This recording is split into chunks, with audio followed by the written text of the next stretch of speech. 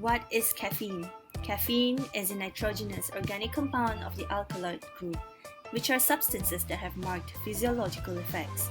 Known for its bitter taste, caffeine occurs in coffee, tea, guarana, mate, cola nuts, and cocoa. The average cup of coffee contains about 100 milligrams of caffeine. Pure caffeine, which is scientifically known as trimethylxanthine, occurs as a white powder or as silky needles, which melts at a temperature of 238 degrees Celsius and sublimes at 178 degrees Celsius in atmospheric pressure. It is very soluble in hot water, and upon cooling, the solution deposits crystals of caffeine monohydrate. Caffeine is generally less soluble in organic solvents than in hot water.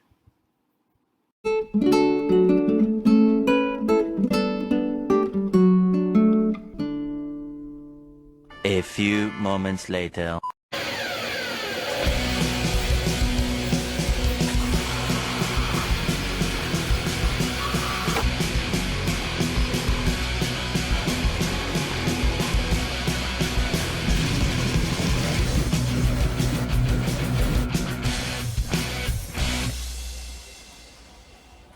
Meanwhile,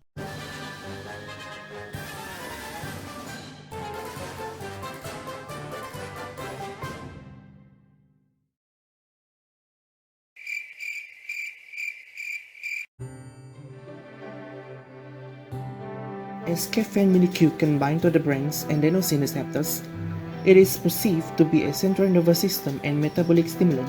This process also interferes with the dopamine system in the brain.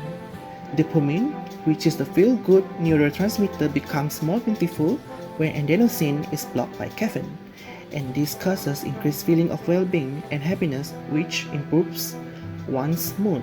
Furthermore, elevated levels of adenosine in the blood cause the adrenal glands to release adrenaline.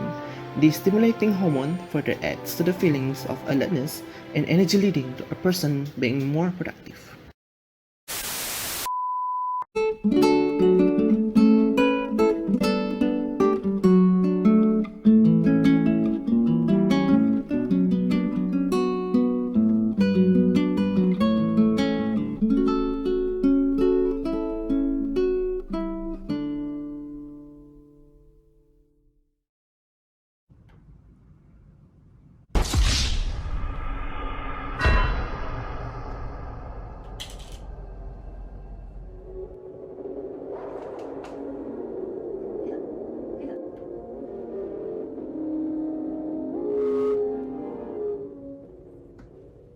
meanwhile,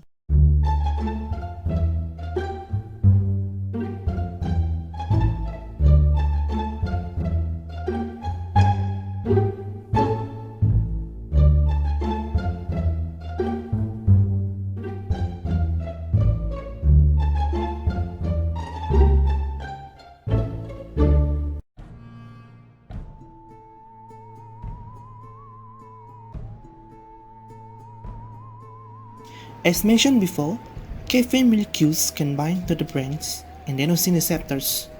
Adenosine plays a role in the sleep-wake cycle. When adenosine binds to enough receptors, it signals the brain that it is time for rest or sleep. Caffeine doesn't replace the person's need for sleep, but masks tiredness since adenosine can no longer do what it is intended to do. Hence, when caffeine is overused, one can experience insomnia. Headaches, on the other hand, occur since caffeine narrows the blood vessels that surround the brain. When a person who experiences caffeine overdose and stops taking it, the blood vessel expands, and that can cause pain, which is known to be headaches or migraine. From the first sip, caffeine enters the bloodstream through the lining of the mouth, throat, esophagus, and stomach. As soon as the caffeine enters the bloodstream, the liver begins to metabolize caffeine and break down the molecules into three primary metabolites, which are paraxanthine, theobromine, and theophylline.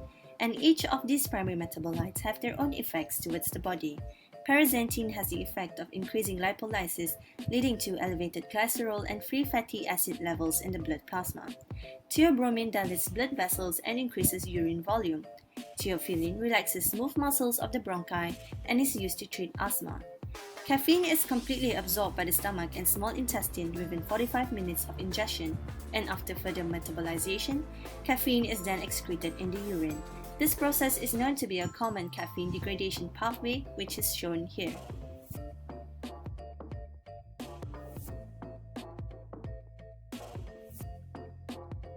That is all for our video assignment. Thank you for watching.